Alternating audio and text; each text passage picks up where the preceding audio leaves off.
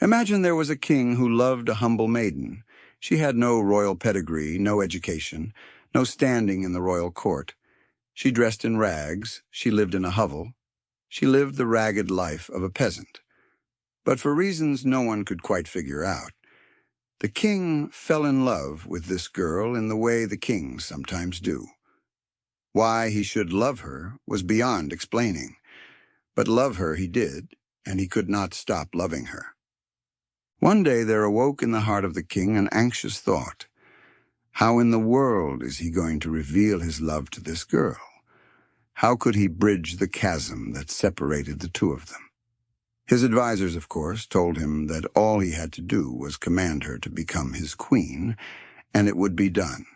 For he was a man of immense power. Every statesman feared his wrath. Every foreign power trembled before him, and every courtier groveled in the dust at the king's voice. This poor peasant girl would have no power to resist. She would have to become the queen. But power, even unlimited power, cannot command love. The king could force her body to be present in the palace, but he could not force love to be present in her heart. He might be able to gain her obedience this way, but coerced submission is not what he wanted. He longed for intimacy of heart and oneness of spirit, and all the power in the world cannot unlock the human heart. It must be opened from within. So he met with his advisers once again, and they suggested he try to bridge the chasm by elevating her to his position. He could shower her with gifts, dress her in purple and silk, and have her crowned the queen. But if he brought her to his palace, if he radiated the sun of his magnificence over her, if she saw all the wealth, pomp, and power of his greatness, then she would be overwhelmed. How would he ever know if she loved him for himself, or for all that he had given her?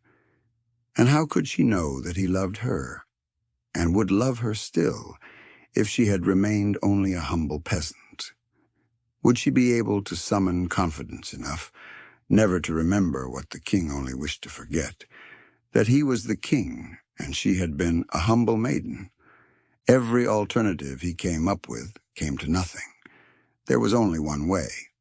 So one day the king arose, took off his crown, relinquished his scepter, laid aside his royal robes, and he took upon himself the life of a peasant. He dressed in rags, scratched out a living in the dirt, groveled for food, and dwelt in a hovel. He did not just take on the outward appearance of a servant. He became a servant. It was his actual life.